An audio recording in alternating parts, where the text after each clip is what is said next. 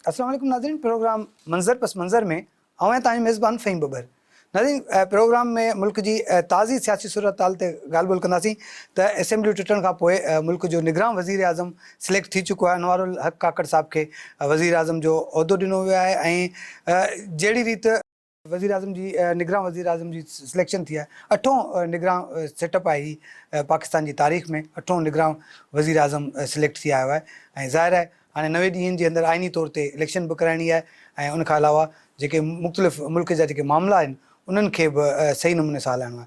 त केतिरे चैलेंजिस हूंदा आहिनि निगरान सेटअप खे ऐं ख़ासि तौर ते 90 ॾींहंनि में जेका इलेक्शन कराइणी आहे आइनी तौर ते उन जा चांसिस केतिरा आहिनि, इन ते बि ॻाल्हि ॿोल कंदासीं। गॾोगॾु ॻाल्हि ॿोल कंदासीं त सिंध असेंबली बि टुटी वई आहे। सिंध असेंबली टुटण खां पोइ जेको आहे हाणे वारो आहे त सिलेक्शन कई वञे ऐं कहिड़ो नालो हूंदो जेको वज़ीर लाइ या वॾी वज़ारत लाइ सिलेक्ट थी वेंदो।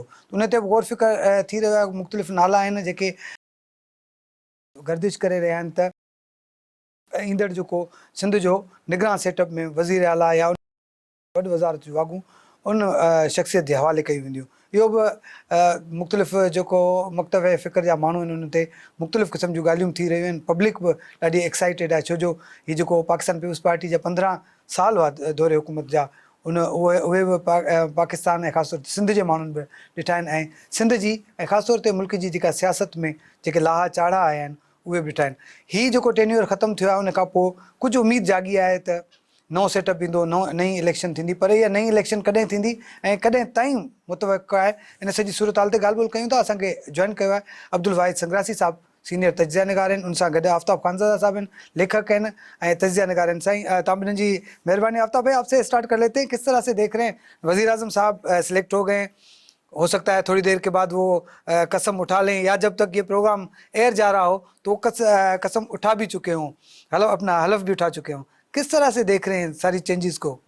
सबसे पहले तो फ़हीम साहब आपका बहुत शुक्रिया, और दूसरा शुक्रिया मैं काकड़ साहब को केयर टेकर प्राइम मिनिस्टर बनने पर दूंगा। ये इस वक्त काकड़ साहब ने जिस माहौल में हल्फ उठाया है, इस वक्त इंतहा से ज़्यादा बदतरीन दौर से हम गुजर रहे हैं। ठीक। और सबसे तीसरी जो मुबारकबाद आवाम को होनी चाहिए, क्योंकि नून लीग के ही शाहिद खाकान अब्बासी ये कह चुके थे कि ये बदतरीन असम्बली थी। सही। एक ऐसी शर्मनाक असम्बली थी जिसने आवाम को मारने में कोई कसर नहीं छोड़ी। ये वाहिद असम्बली थी जिससे हमें निजात हासिल हुई है, जिसमें बैठने वालों की अक्सरियत ने सिर्फ अपने और अपने घर वालों का सोचा, आवाम का नहीं सोचा। काकड़ साहब जिस सिचुएशन में इस ओहदे पर बैठे हैं, ये ओहदा इस वक्त बहुत ज़्यादा उन्हें एक तो आवाम की उम्मीदें उनसे वाबस्ता हैं, नंबर 1। दूसरे ये कि वो इस वक्त मुल्क इक्तिसादी तौर पर बिल्कुल ज़मीन पर बैठा हुआ है। अवाम की ये हालत है कि एक वक्त का खाना नसीब होना उनके लिए मसला बन गया है। अब ये आए हैं, लेकिन हमें चूँकि ये नाम ना जो मैं समझ पाया हूँ एज ए स्टूडेंट, ये नाम ना नून की जानिब से आया है, ना ही कायदे हज़्ब इख्तिलाफ ने दिया है। ये नाम स्टेट की जानिब से आया है। इसका मतलब ये हुआ कि स्टेट इस मौजूदा नाजुक सूरत हाल को अच्छी तरह से समझ रही है। जब वो अच्छी तरह से समझ रही है तो यकीनन सॉल्यूशन और आगे जाने का हल भी अब उन्हीं के पास है, और हम सब को उम्मीदें भी उन्हीं से वाबस्ता है कि वही इस मुल्क को इस मुश्किल दौर से ना सिर्फ निकालेंगे, बल्कि जो करप्ट, जो बदतरीन मुल्क के या आवाम के दुश्मन है, उनसे भी निजात दिल। ठीक। वैसा की ॾिसो सूरत के सही। पहिरीं तव्हां चवंदो त हिनखे रिफ्रेश कयो पंहिंजे स्टेटमेंट खे, त ही निगरान हुकूमत कान्हे। ठीक है हिकिड़ी मतिलबु बाक़ाइदा तव्हांजी नज़र में न, निगरान कॾहिं कान्हे ठीकु। ऐं हिन जो फ़ैसिलो बि काफ़ी अॻे थी चुको ऐं ही बाक़ाइदा हुकूमत आहे हिकिड़ो पूरो हुनजो टेन्योर हूंदो हाणे ख़ुदा करे घटि खां घटि थिए इन लाइ दुआ था कयूं हिकिड़ी ॻाल्हि ॿी हिकिड़ी ॻाल्हि ते मूंखे शदीद इख़्तिलाफ़ हूंदो खानदादा साहिब सां त इहा बदतरी में असेंबली कुझु कयो ई कोन्हे हुनजे हथ में का शइ कान आई अच्छा बेसिकली ठीकु आहे हा उहो ज़ाहिर हिकिड़ा माण्हू आहे जिन सैलरी खई पे उनखे पहिरीं उन्हनि खे हिकिड़ी निजात हुन लाइ हुई त हिकिड़ो माण्हू जेको मुसलसल ॿध वठि नैब खे ॾे उन मां हुननि खे जान छुटी ठीकु आहे हुननि खे चयो त भाउ तव्हां थोरो साह खणो ही असेंबलियूं हिकिड़ियूं रबड़ स्टैम्प असेंबली हूअं बि हीअ सॼी असेंबली 2018 खां वठी का पावरफुल कान्हे छो जो एक्स पुराणो जेको पहिरियों वज़ीर अज़म हो उहो चई चुको त असांखे त सभई फ़ैसिला लिखियल मिलंदा ऐं असां जेको उनखे सिर्फ़ु इंडोर्स कंदा असांखे कराया वेंदा हुआ ऐं डेफिनेटली हींअर बि मूं जीअं चयो त हीअ राह निजात हुई उन्हनि माण्हुनि लाइ त भई ठीकु आहे तव्हांखे कम अज़ कम नैब कान ॿधंदी तव्हां ते केस कोन थींदा तव्हीं मज़े सां विहंदव बाक़ी कंदव उहो जेको असीं चवंदासीं सो मुंहिंजे ख़्याल में इहो फ़ैसिलो थियो हाणे ऐं मुंहिंजे ख़्याल में सॼो स्क्रिप्ट लिखियल आहे सॼो तयारु आहे हीअ जेको निगरान वज़ीर अज़म आहे जेका असांजी सवेरे ॻाल्हि थी पई त निगरान वज़ीर पहिरीं डिसाइडिड हो त केरु ईंदो केतिरे टेन्योर लाइ इहो बि ईंदो छाजे करे जो जॾहिं ही अचानक जंहिं वक़्तु हीअ डिजिटल सेंसस जो रखियो वियो बुनियादु उनखे उन वक़्त खां इहो डिसाइडिड हो ठीकु आहे त हिकिड़ी अहिड़ी मज़बूत शइ रखी वञे जंहिंखे बाद में सबबु बणाए करे असां अॻियां निकिरी सघूं त मुंहिंजे ख़्याल में इहो ईअं थियो ऐं उन करे उहो हाणे अॻियां वधायो त फ़िलहालु हिकिड़ो रिलीफ मिली वञे कुझु टाइम लाइ हिन वटि लीगल बाद में कई सिचुएशन थी सघनि थियूं इलेक्शन तेसि ताईं न थींदी जेसि ताईं जेकॾहिं थी त बि प्री डिसाइडेड आहे कंहिंखे केतिरियूं सीटूं ॾियणियूं ऐं हाणे मज़े जी ॻाल्हि त बाप अची विया त ज़ाहिर बाप जॾहिं घर जो वॾो ईंदो त पोइ ज़ाहिर उहो पाण ई डायरेक्ट फ़ैसिला बि कंदो ऐं उन्हनि खे जेकॾहिं साझे इहा हुजे हा त हिन मुल्क सां छा हालत थिए पई ठीकु आहे 2 ॾींहं पहिरीं जेका तव्हां अमेरिकन जेका ब्रीफिंग हुई त हुननि चयो त असांजो कंसर्न आहे असांजी पूरी नज़र आहे पाकिस्तान जे मुआशी ऐं सियासी सूरत हाल ते त इनखे इंटरनेशनल कम्यूनिटीज़ सम्झनि पियूं त हीउ मुल्क कहिड़ी तरफ़ वञे पियो ऐं मुंहिंजे ख़्याल में अखियूं असां चई चुका आहियूं बार बार अखियूं पटेनि ही सभई इदारा ज़िम्मेवारीअ जो जेको मुज़ाहिरो कनि न त इहे सभु माण्हू चाहे हुकूमती पार्टियूं जेके हुयूं अॻे हिन हुकूमत में या जेके इक़्तिदारी धुर मुस्तक़िल इक़्तिदारी धुर या जेका अपोज़िशन इन्हनि सभिनी खे जेसि ताईं पॉलिटिकल माण्हू पाण में इहो फ़ैसिलो न कंदा त पॉलिटिकली वेही करे डिसाइड कनि ऐं इदारा पंहिंजे डोमेन में रहनि तेसि ताईं शयूं न थींदियूं ऐं उन सां मुल्क बेइंतिहा नुक़सानु वेंदो आहे मूं हिकिड़ी ॻाल्हि पई कई त जेकॾहिं का सियासी माण्हू इहो फ़ैसिलो करे सघे थो सियासी हुकूमत त पंहिंजे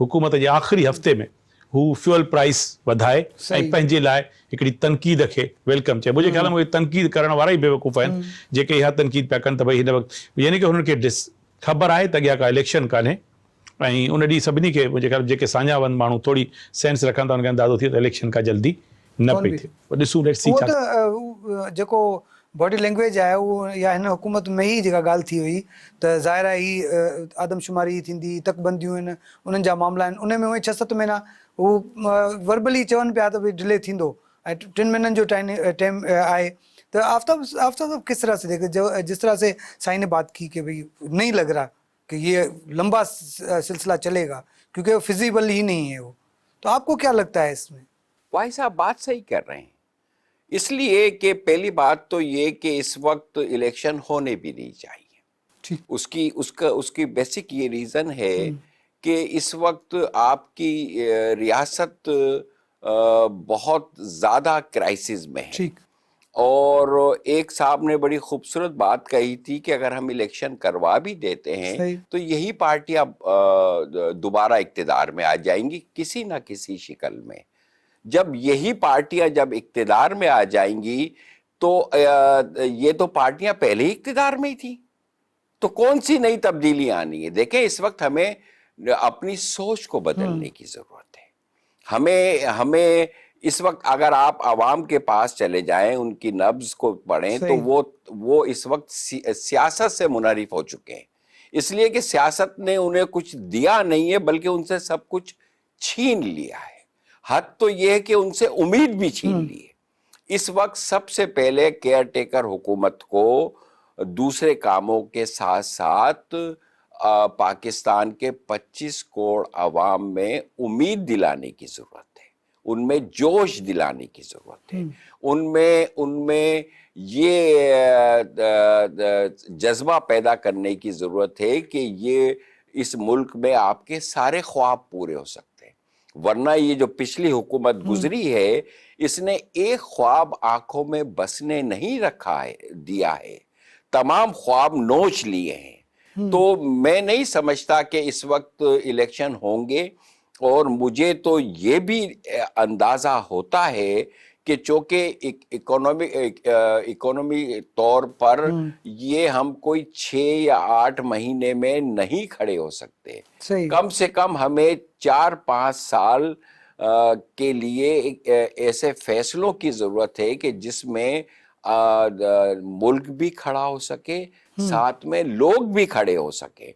तो इलेक्शन को जो मैं देख रहा हूं, वो इलेक्शन दूर दूर तक मुझे होते नजर नहीं आ। अच्छा, ये जो मर्दमशुमारी या तकबंदियों वाला मामला, इसको किस तरह से देखती है? किस तरह से सेटल डाउन होगा? इसमें वैसे ही जितने भी हैं स्टेक होल्डर्स, उन सबको एतराज आते हैं। देखिए, पहली बात तो ये कि मर्दमशुमारी या कोई दूसरे जो मामलात हैं, वो तो एक तरफ उनको आप रखें। इस वक्त तो मसला लोगों के जीने मरने का है। ठीक है, मर्दम रिलेट तो इसी से किया जा रहा है ना इसको। सबसे पहले जो बुनियादी तौर पर केयर टेकर्स जो आ रहे हैं, इनको जो रास्ता चुनने की जरूरत है, वो इकोनॉमी को अपना उठाने की जरूरत है। फिर मर्दमशुमारी, सेंसस का जो मामला है, सेंसस का मामला बहुत टिपिकल मामला है। इसमें स्टेक जो होल्डर्स हैं, जो मुख्तलिफ पॉलिटिकल पार्टीज हैं, उनको शदीद एतराज है। जैसे पीपल्स पार्टी है या MQM है या और है, आप उनको सेटिस्फाई किए बगैर आगे नहीं बढ़ सकते। ठीक, आपको लाजमन स्टेक होल्डर्स को सेटिस्फाई करना पड़ेगा। लेकिन इससे पहले जो मुल्क की असल ताकत, अवाम जो लाताल्लुक हो गए, उनको जोड़ना है, ठीक, उनको उठाना है, उनमें उम्मीद पैदा करना है। मैं फिर दोबारा अपनी बात दोहराऊंगा कि केयर टेकर्स का पहला काम यह होना चाहिए कि मुल्क के 25 करोड़ अवाम को उम्मीद दिलानी चाहिए कि आपका मुस्तकबिल महफूज है, आपको पेट भर कर रोटी मिलेगी, तो अवाम आपके साथ जुड़ेंगे। वरना माजरत के साथ अवाम इस वक्त रियासत के मामला से लाताल्लुक हो चुके। ठीक, जाहिर है खाने पीने के इश्यूज हैं, लोगों के रोजगार के इश्यूज हैं, लोग परेशान हैं। साईं, ही चैलेंजेस केतिरा साम्हूं? सही रियलिस्टिक ॻाल्हि आहे जेका साईं ॻाल्हि कई, त अवाम लाताल्लुक आहे रियासत खां, बिल्कुलु सही आहे। पर अवाम खे ताल्लुक उनजो केरु जोड़ींदो? उहा सियासी पार्टियूं जोड़ींदियूं, मैंडेट उन्हनि जो आहे। ठीकु, इहो कंहिं ॿिए जो मैंडेट न आहे, न ई ॿिए कंहिंजे वस जी ॻाल्हि आहे। ॻाल्हि सिधी आहे। जेकॾहिं कंहिं ॿिए जो कमु, ॾिसो, जेकॾहिं ड्राइवर बुर्चीअ जो कमु करणु शुरू कंदो त कोन थींदो कमु। ऐं जेकॾहिं बुर्चीअ खे तव्हां गाॾी ॾिनी त हणंदो गाॾी, एक्सीडेंट कंदो, ऐं बार बार एक्सीडेंट कंदो, गाॾी ख़राबु करे विझंदो। ऐं उहा गाॾी ख़राबु थी चुकी आहे, जीअं असांजे मुल्क सां थियो। ऐं इहो बावर्ची ड्राइवर जेको आहे, सो ड्राइवर जो कमु करणु छॾे ॾे। कॾहिं बि, हा, जेतिरो हुनखे लॉन्ग टर्म ॾींदो, थी सघे थो अॻियां हली धका खाई जेसीं सिखे तेसीं ताईं कम से कम उहा गाॾी ख़राबु थी वेंदी, उहा वरी कान ठहंदी। सो उहो मुल्क को रहंदो। पाण ॿियो को अॻियां ॿी शइ, तंहिं करे ॾिसो ॾाढो क्लियर आहे। हाणे बि सम्झी वञनि मैंडेट कंहिंजो आहे। ठीकु, ॾिसो, मुल्क खे जेकॾहिं सियासतदान ठाहियो आहे, ठीकु आहे, हीउ मुल्क कंहिं ॿिए जो कोन, बेसिकली कुझु बि हुजे, स्ट्रेटेजिकली हिकिड़ी पॉलिटिकल पार्टी, पॉलिटिकल स्ट्रगल 50 साल हली, 2006 खां 1906 खां वठी तक़रीबन 48-47 ताईं इहे साल हली, पॉलिटिकल डायलॉग हिकिड़ो थियो, जिते कुझु बि हुजे, भले उन बि स्ट्रेटेजिकल, ज़ाहिर सियासतदाननि जो कमु हूंदो आहे नज़रियात ठाहिण ऐं उन्हनि जे ते माण्हुनि खे वठी अचणु पाण जे तरफ़। सियासत उहो बि रूसो जे बकौल त विराईंदी आहे जेका आहे माण्हुनि खे नज़रियात जे बुनियाद ते। पर नज़रियात जो डिस्कशन ज़रूरी आहे। जंहिंजो मैंडेट आहे, पहिरीं ॻाल्हि मुंहिंजे ख़्याल में आहे, उन्हनि खे छॾियो, उन्हनि खे, ऐं हिकिड़ी साफ़ शफ़ाफ़ इलेक्शन थियणु ॾियो। ठीकु, त जीअं जेको वज़ीर आज़म जे PM जे वे उहो कंहिंजे आस ते न अचे, उहो क्लेम करे, ऐं उनखे इहो डपु हुजे त मूंखे वरी बि अवाम ॾे वञिणो आहे। हींअर कंहिंखे बि इहो ॻणती कान्हे मूंखे अवाम ॾे वञिणो, हुननि खे जंहिं ॾे वञिणो आहे उहो उनजो चवण था वठनि।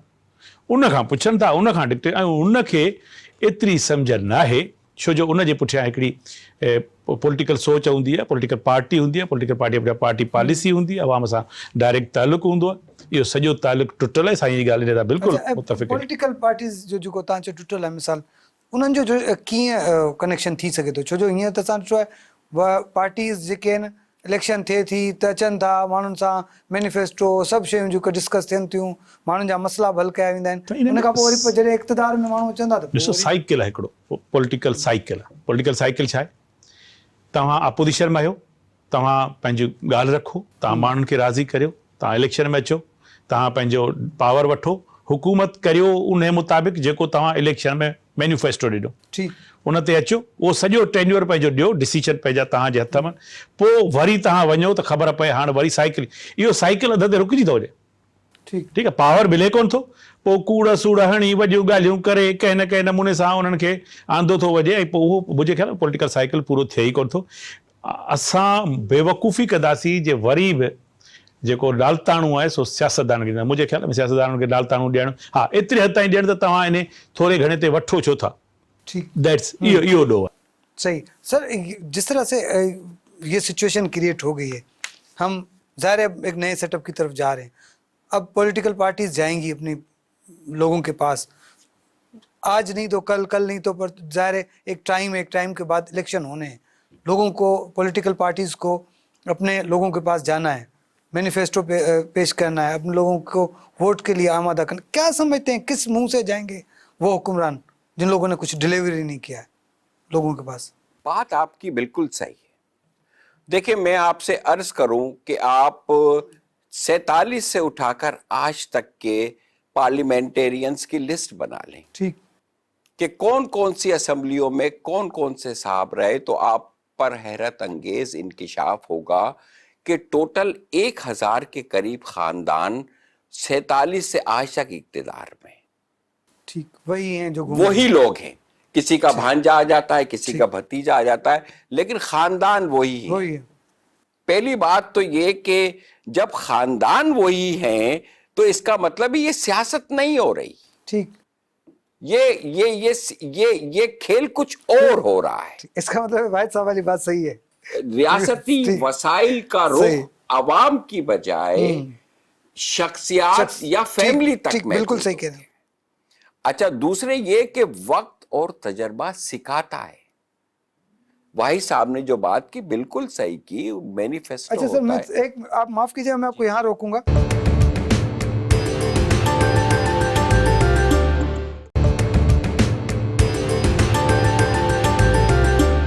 वक्त और हालात सिखाता है।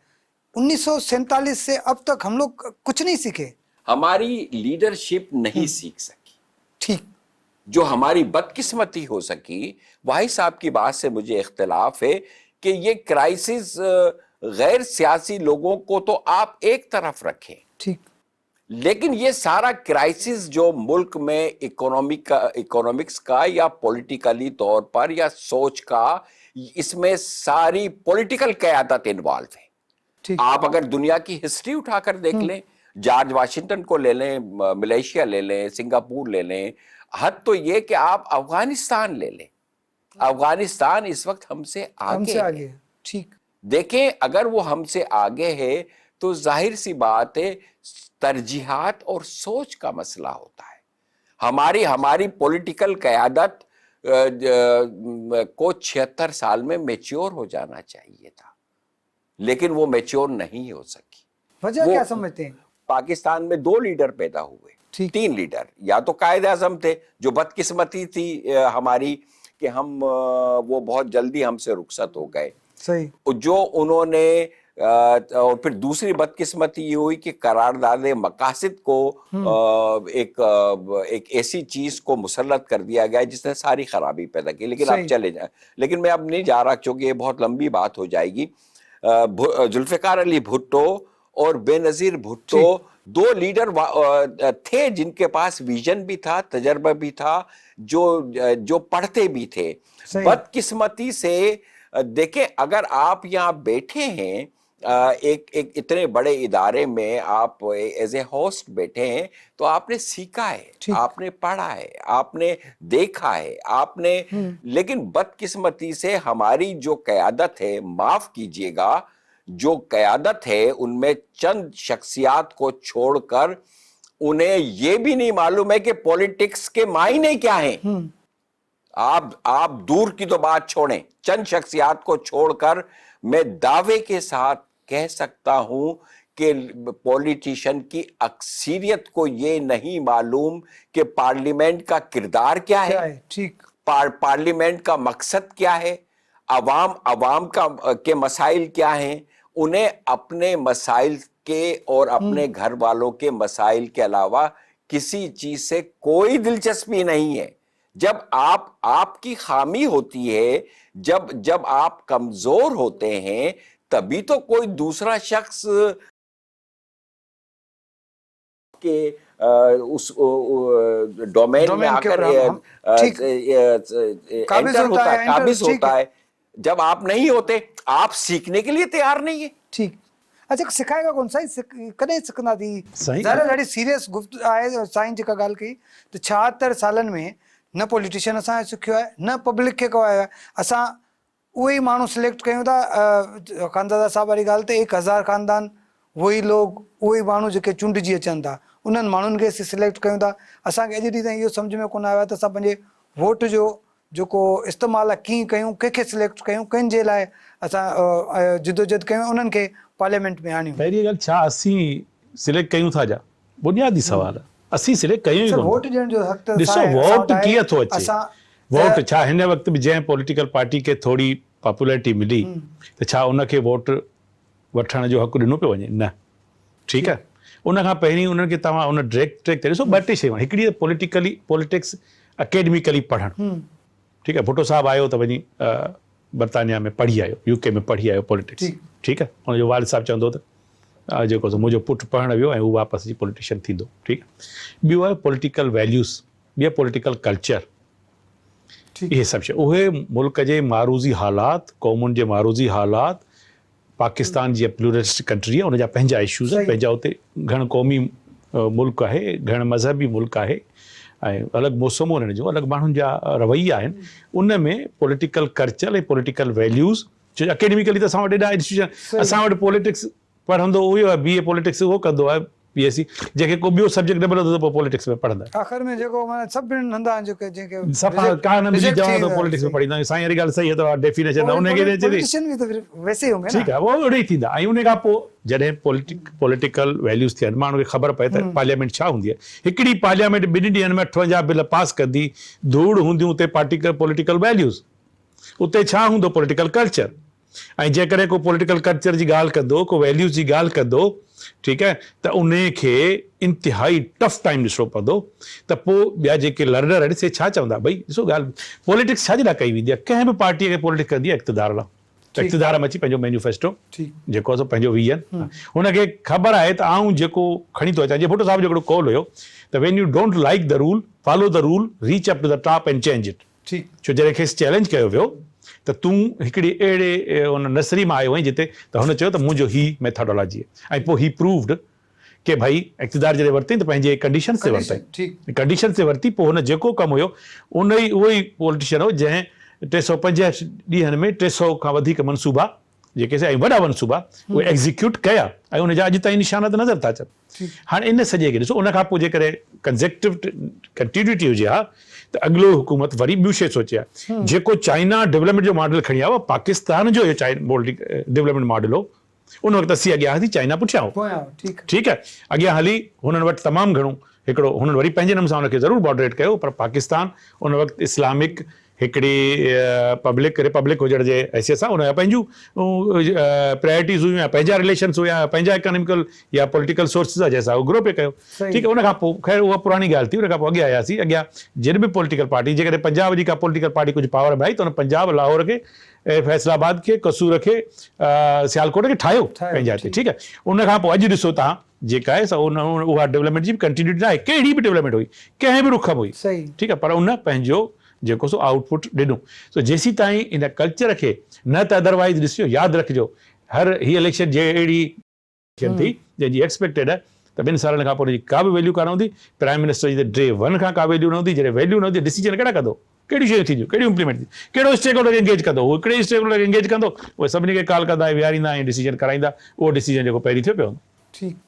अच्छा, जो साईं ने बात की कि एक दिन में इतने सारे बिल पास हो गए और ये जो और आखिरी दिन में आखिरी दिनों में जो है वफाकी गवर्नमेंट ने एक महंगाई का तूफान खड़ा कर दिया, 20 रुपये पेट्रोल की मसनूआत पर, और ऐसे बहुत सारे फैसले ऐसे हुए जो आवाम के लिए बड़े वो हैं, और कुछ बिल्स भी ऐसे आ गए जिनके ऊपर लोगों को भी एतराज़ हुए, और मतलब ज़ाहिर कानून साजी इस तरह से तो नहीं होती।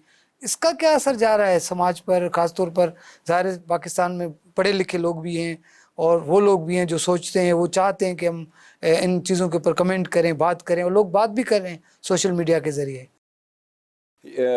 आपने एक बड़ी खूबसूरत बात कही थी। पहली बात तो ये कि समाज में उस वक्त तब्दीली आती है जब लोग सोचते हैं। सही। उससे पहले तब्दीली नहीं आ आती। सकती। समाज उस वक्त तब्दील होते हैं जब वो समाज अच्छे इंसान पैदा करता है। एमरसन ने कहा था कि किसी मुल्क की उसका के ताकत का अंदाजा इस बात से नहीं लगा सकते वो कितना गल्ला पैदा करता है या कितने उसके एटम बम है या कितने सा, बल्कि वो कितने अच्छे इंसान पैदा कर रहा है। नंबर 1। बदकिस्मती से हमारे मुल्क में अच्छे इंसान बनने की फैक्ट्री बंद हो चुकी है। उसकी बेसिक रीजन ये है कि सोचने पर पाबंदी है। आपने एक बहुत खूबसूरत बात जो कही थी कि ये लोग आखिर इन्हीं को क्यों वोट देते हैं।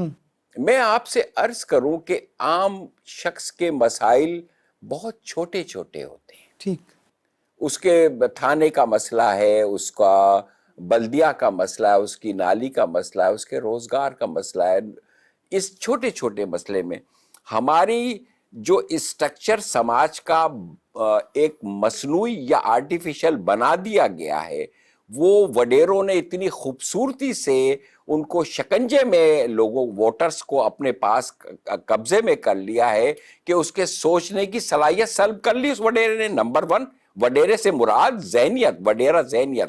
वो चौधरी भी हो सकता है, वो सरदार भी हो सकता है। तो उसने वो भी कर ली।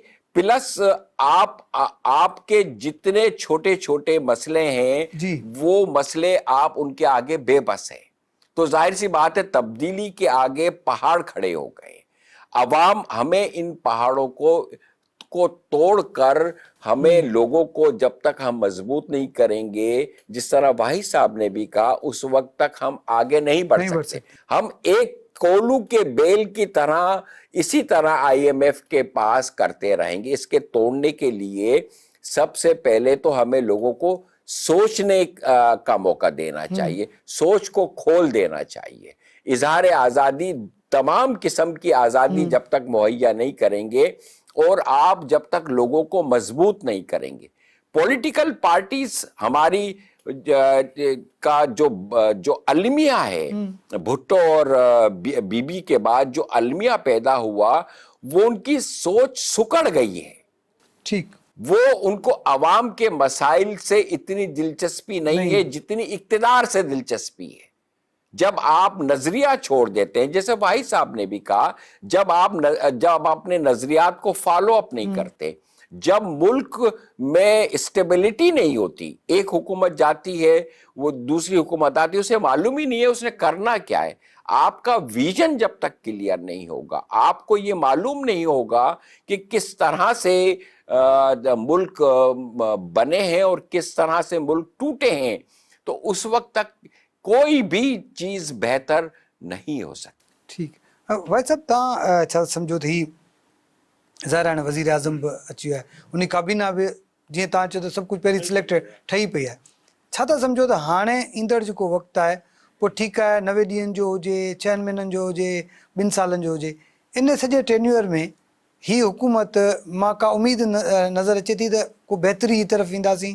छा जो महांगाई जा मामला आहिनि, IMF जो मामलो आहे, असां इंटरनेशनली तमामु घणो लॉस में पिया वञूं, उन खां पोइ जेको आहे असांजो जेको अंदरूनी जेके असांजा मामलात आहिनि उहे बि बहितर न आहिनि, त का बहितरी अचण जा चांसिस नज़र अचनि न था? साईं न, इहो ॾिसो न, ही तव्हां हिकिड़ो मेजर ॾिसो, हिकिड़े ज़ख़्मीअ खे ऑपरेशन जी ज़रूरत आहे ठीकु ऐं तव्हां हुनखे पेनाडोल खारायो था, ठीकु आहे, पेनाडोल आहे त फॉर वक़्ती तौर रिलीफ, ठीकु वक़्ती तौर रिलीफ सां केतिरियूं पेनाडोल खारायो जेसीं ताईं उहो ऑपरेशन करे स्टिचिंग न कई वेंदी या उहो जेको मवाद गंद कढियो न वेंदी तेसिताईं न थींदो। ऐं उहो ॾिसो, उहो वरी बि हिकिड़ो डेमोक्रेटिक मुल्क आहे, को बि मुल्क हुजे। ॾिसो, मुल्कनि बादशाहतुनि में बि तरक़ी कई आहे, मुल्कनि आमराना हुकूमतुनि में बि तरक़ी कई आहे, मुल्कनि हिकिड़ी कंट्रोल डेमोक्रेसी, चाहे उहा चाइना जी हुजे, ईरान जी हुजे या बादशाहत हुजे, कतर जी हुजे, पंहिंजो सऊदी जी हुजे या इन्हनि मुल्कनि सभु बॉर्डर आहिनि, छाजे करे त हिकिड़ी कंटिन्यूटी आहे। ठीकु आहे, हिते असां वटि आधा तीतर, आधा बटेर, आधा अलाए छा, ठीकु आहे, काई ख़बर कोन्हे केरु हुकूमत पियो करे, केरु ज़ुबेदार आहे, कंहिंजो कहिड़ो कमु आहे, ऐं हुनजो कमु करियां या न, कंहिंजो अख़्तियार, इहे सॼो मिक्स थियो पियो आहे सॼो। ठीकु आहे, हाणे हिन मिक्स सिचुएशन में जिते केर बि ज़िमेदारी पंहिंजी कोन पियो अदा करे, हाणे हिन में मुंहिंजे ख़्याल में हिननि खे हिकिड़ो आरज़ी मैंडेट हूंदो त हिनखे ॿधो, हिनखे छॾियो, हिनखे थोरी हिनखे जेको आहे हीअ सिचुएशन उहा बि डिसाइडेड आहे। ॾिसो, हिकिड़ी असांजी जेका एस्टेब्लिशमेंट आहे उन उहा प्लानिंग करण में ॾाढी ज़बरदस्त आहे माशाल्लाह, जेको पंहिंजो टारगेट आहे, स्पेसिफाइड टारगेट, उनखे पहुचण में ॾाढी, बिकॉज़ तजर्बो आहे न, 75 इयर्स नंढो ॻाल्हि कान्हे, एॾा आहिनि वॾनि वॾनि पॉलिटिशियन्स खे डील करे, हिकिड़ी एक्सपीरियंस आहे, लंबो ऐं एक्सपीरियंस आहे, तव्हांजी सक्सेस रेट वधाईंदो आहे, उहो एक्सपीरियंस आहे। त हू ही का सिचुएशन जंहिंसां करे चयो पिए किन माण्हू सम्झो पियो हिकिड़ो लीडर उभरियो आहे, बसि हुनखे सभु कुझु थी वेंदो, पर जेके एक्सपीरियंस माण्हू सां ॻाल्हायो का मसइलो ई कोन्हे इहो, ऐं उहो ॾिसो पिया त को मसइलो ई कोन हो। ठीकु आहे न, का अॼुकल्ह हुनखे जॾहिं ॿधो पियो त केरु आयो ई कोन, सो साईं उहो सिधी ॻाल्हि आहे, मैंडेट हिननि वटि आहे इहो। हाणे ॾिसूं त ही केसीं ताईं था, ख़ुदा ॼाणे थींदो आहे कॾहिं कॾहिं ईअं, उहो भाग ते आहे त ख़ुदा खे साझा ॾे त भई न, हाणे घणो थी वियो आहे, हीअ दुनिया जो वॾो मुल्क थी वियो आहे, हीअ अहिड़ी शइ थी वेंदी जेका ख़ौफ़ थी सघे थो इहो थिए न, त भई हाणे कंट्रोल न थींदी, हाणे थोरो छॾियूं त हलायूं हिनखे, त पोइ अहिड़ी सिचुएशन थी सघे थी। बाक़ी मुल्क खे या ठीकु आहे छॾियो डेमोक्रेसी खे, राह अगरि छो था करियो, छॾियो त हाणे अॻो पोइ नओं तरीक़ो, नओं हिकिड़ो सिस्टम ऑफ गवर्नमेंट ॾियो, ठीकु आहे, जे कंट्रोल्ड हिकिड़ी शइ ॾियो, उन सां बि मुंहिंजे ख़्याल में पोइ जेकर उहा कंटिन्यूटी हूंदी न हुनजी, त उहा बि हेॾा खां बहितर आहे। माना को पटड़ी ते हली थी पए, पटड़ी ते हली थो पए न, हिकिड़ो वीह त किॾे वञो किॾां कहिड़ी ॿ पटड़ी कंहिं पासे वञिबो थिए न, उहो उॾां बि छिकींदो, उॾां बि छिकींदो, त उहा त शइ ज़ाया थींदी। सर आपको क्या लगता है इस सारी सूरत हाल में, किस तरह से कोई उम्मीद नजर आती है कि जिस तरह से हम जहाँ खड़े हुए इस वक्त, तो हम सिर्फ बातें कर सकते हैं, ख्वाब जिस तरह से आपने कहा अब तो हमारी आंखों में ख्वाब भी नहीं रहे, तो किस तरह से देख रहे हैं? मुझे उम्मीद है, मुझे उम्मीद इसलिए है कि अब आपके पास इसके अलावा कोई रास्ता नहीं है, कोई भी रास्ता नहीं। अच्छा, एक बात तो बिल्कुल आप सही कह रहे हैं कि लोगों को जमहूरियत से मतलब नहीं है, ठीक, लोगों को रोटी से मतलब है, जो वो रोटी चाहते हैं, उन्हें इस बात से कोई मतलब नहीं है। भाई साहब ने जो बात की वो भी बिल्कुल सही कही कि या बादशाहत में भी तरक्की है। इसका अगर हम भाई साहब की बात पे को आगे बढ़ाएं तो इसका मतलब है कि शख्सियत का बहुत बड़ा फर्क होता है। ठीक, इसका तो यही मतलब हुआ ना, एक अगर 10,000 बादशाह गुजरे तो उसमें 2 बादशाहों में अगर तरक्की हुई है तो इसका मतलब है 2 बादशाहों की का विजन और उनकी सोच मुख्तलिफ थी या सोच मुख्तलिफ थी। अब हमें एक नई सोच पैदा करनी है। ये मुल्क अब इससे ज्यादा पस्त हालत में जा नहीं सकता। सही कह रहे हैं। अब इसका मतलब है हमें आगे बढ़ना है और सबको साथ देना होगा। जाहिर सी बात है मैन ने भी वक्त के साथ बहुत कुछ सीखा होगा। ठीक, अब हमें पॉलिटिशियंस को इस इक्तिदार की दौड़ से आगे निकलना होगा। ठीक, इसलिए निकलना होगा कि देखें जहां मुल्क की बात होती है वहां तमाम पॉलिटिशियन एक साथ होते हैं, लेकिन बदकिस्मती हमारी इस मुल्क की यह है कि जब मुल्क की बात होती है तो तमाम पॉलिटिशियन स्टेट का साथ नहीं देते, वो उनके अपने मकासद होते हैं। जब तक आपके अपने मकासद को आप आगे रखेंगे हम आगे नहीं बढ़ सकते। हमें इस वक्त देखना यह है कि मुल्क किस हाल में है और साथ में देखना यह है कि 25 करोड़ अवाम किस हाल में है। ठीक। तमाम पॉलिटिकल पार्टी की ताकत या इक्तदार ये इस अवाम से जुड़े हुए हैं। अगर आप इस अवाम को ही खत्म करने पर तुले हुए हैं तो आपकी सियासत कोई काम नहीं आनी किसी की भी। ठीक। अब जाहिर सी बात यह कि केयर टेकर हुकूमत आई है और केयर टेकर हुकूमत के जो नाम आने शुरू हुए वो इंतहाई शानदार किस्म के हैं और मुझे उम्मीद है कि यकीनन इंसान अपने माजी से तजर्बे से ज़रूर सीखता है। इसी तरह सिंध के हवाले से भी आप पुरुमीद हैं कि जो केयर टेकर गवर्नमेंट आएगी सिंध में भी इस टाइप सिंध की जो आपने बात की, मसला ये है कि सिंध की ये जितने 15 साल का जो दौर गुजरा है इसमें अच्छे काम भी हुए हैं लेकिन बहुत बेहतरी की जरूरत है और खास तौर पर सोच में तब्दीली की जरूरत है। ठीक। जो सिंध के अवाम जिनको मैंडेट देते आए हैं उनको ये जरूर सोचना एक बार फिर चाहिए कि जब लोग आपसे इतनी मोहब्बत करते हैं तो आपको भी लोगों से उतनी ही मोहब्बत करनी चाहिए। सर आखिरी नंढो कमेंट कयो त जेको साईं जो सिंध गवर्नमेंट में ज़ाहिर है जेको चेंजिस अचे पई उन में उम्मीद है ज़ाहिर है असां साईं जी ॻाल्हि ते बहुत सारे काम नहीं हुए अब तो थोड़े से काम अच्छे हुए हैं, बहुत सारे काम खराब हुए हैं, तो सिंध में कीअं पिया ॾिसो था? साईं हाणे जिनखे 15 साल मिलिया आहिनि उनखे एतिरो सोचणु घुरिजे, कुझु घणी सख़्तु लफ़्ज़ ॻाल्हि त सोचणु घुरिजे त भई हाणे जेकॾहिं हीअ तव्हांखे विरहाए ॾिनी वई आहे ऐं तव्हांजी जागीर सम्झो था, जागीर पोइ कहिड़े हिसाब सां वठो फोर्सफुली या कीअं बि, त पोइ निभायो ऐं कुझु करे ॾेखारियो ऐं कम से कम इनखे त संभालियो, मॉडल करियो त कम से कम ॿिए हंधि जितो जेको तव्हां क्लेम पिया करियो तव्हांखे कुझु मिली सघे।